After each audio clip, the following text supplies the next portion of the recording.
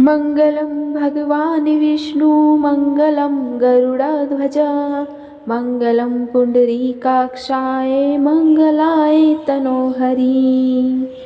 जय श्री हरि। आज की वीडियो में मैं आपको सुनाऊंगी ज्येष्ठ मास के कृष्ण पक्ष की एकादशी, जिसे अचला एकादशी तथा अपरा एकादशी दोनों ही नामों से जाना जाता है, की संपूर्ण व्रत कथा। यह एकादशी अपार धन देने वाली है और जो मनुष्य इस व्रत को करते हैं वे संसार में प्रसिद्ध हो जाते हैं। इस दिन भगवान त्रिविक्रम की पूजा की जाती है। भगवान त्रिविक्रम में भगवान विष्णु, भगवान विट्ठल और बालाजी के दर्शन होते हैं।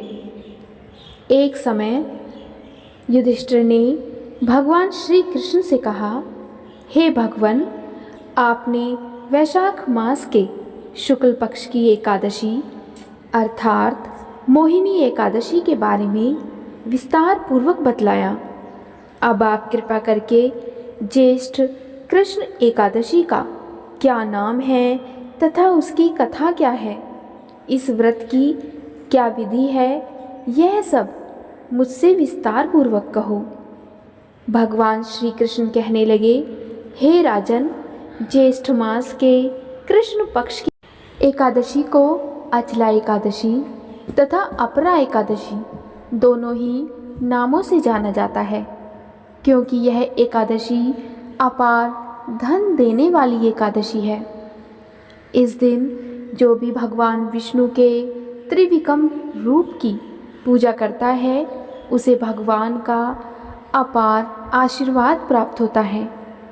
अपरा एकादशी के व्रत के प्रभाव से ब्रह्म हत्या, भूत योनि, दूसरे की निंदा आदि सब प्रकार के पाप दूर हो जाते हैं। इस व्रत के करने से परस्त्री गमन, झूठी गवाही देना, झूठ बोलना, झूठे शास्त्र पढ़ना या बनाना, झूठा ज्योतिषी बनना तथा झूठा वैद्य बनना आदि सब प्रकार के पाप नष्ट हो जाते हैं। जो क्षत्रिय युद्ध से भाग जाए वे नरकगामी होते हैं, परंतु अपरा एकादशी का व्रत करने से वे भी स्वर्ग को प्राप्त होते हैं।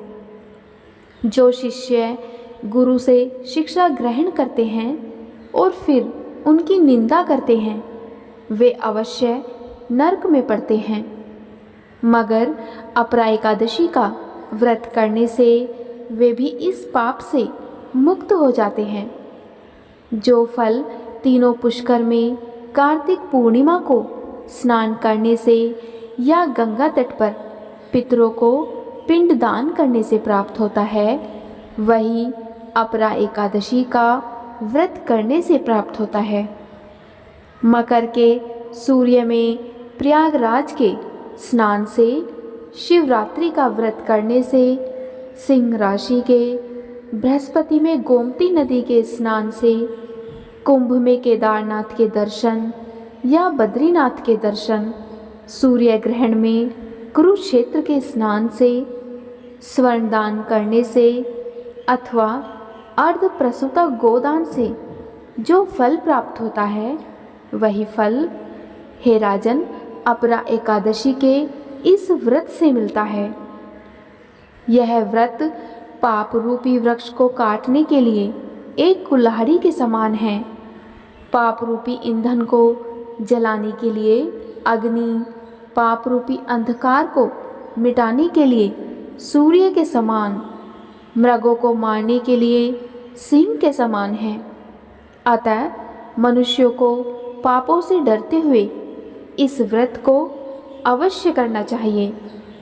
अपरा एकादशी का व्रत तथा भगवान का पूजन करने से मनुष्य सब पापों से छूटकर विष्णु लोक को जाता है। अब मैं तुम्हें इस एकादशी की एक प्रचलित कथा सुनाता हूँ। इस प्रचलित कथा के अनुसार प्राचीन काल में महीध्वज नामक एक धर्मात्मा राजा था। उसका छोटा भाई वज्रध्वज बड़ा ही क्रूर, अधर्मी तथा अन्यायी राजा था। वह अपने बड़े भाई से द्वेष रखता था। उस पापी ने एक दिन रात्रि में अपने बड़े भाई की हत्या करके उसकी देह को एक जंगली पीपल के नीचे गाड़ दिया।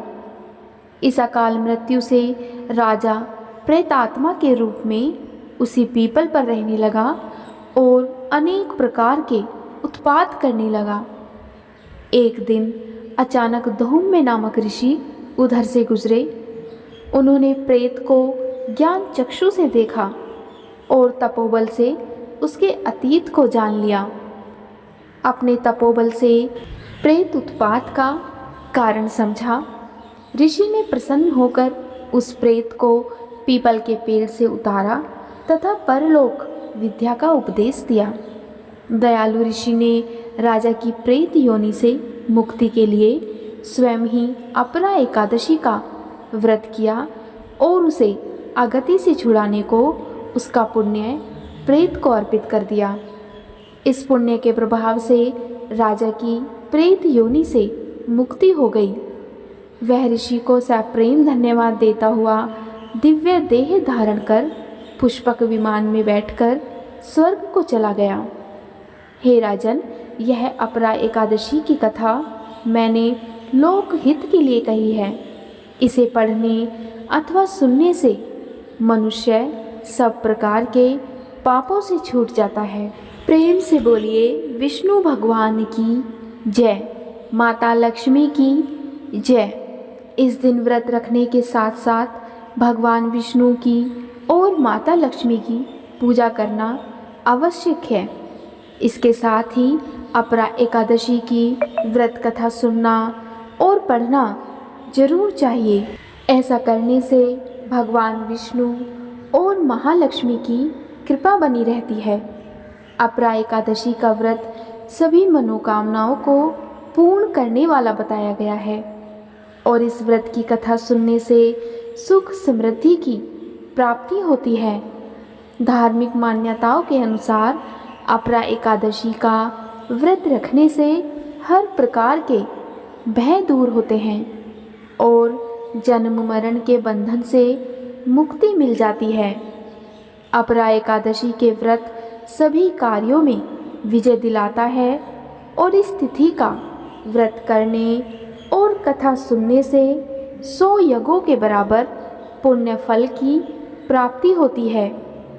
इस व्रत में शंख, चक्र और गदाधारी भगवान विष्णु के स्वरूप की पूजा की जाती है। अगर आप अपरा एकादशी का व्रत नहीं भी कर रहे हैं तो इस व्रत की आपको कथा अवश्य सुननी चाहिए। इस व्रत की कथा सुनने से पूरे परिवार का कल्याण होता है और आसपास सकारात्मक ऊर्जा का संचार बना रहता है। बोलो भगवान विष्णु की जय, माता पार्वती की जय। आज की वीडियो में इतना ही। उम्मीद है आपको आज की वीडियो ज़रूर पसंद आई होगी। अगर आपको आज की वीडियो पसंद आई तो वीडियो को लाइक, और अगर आप चैनल पर पहली बार आए हैं तो चैनल को सब्सक्राइब भी ज़रूर करिएगा और कमेंट बॉक्स में विष्णु भगवान की जय ज़रूर लिखिएगा। जय श्री कृष्णा, राधे राधे, ओम नमः शिवाय।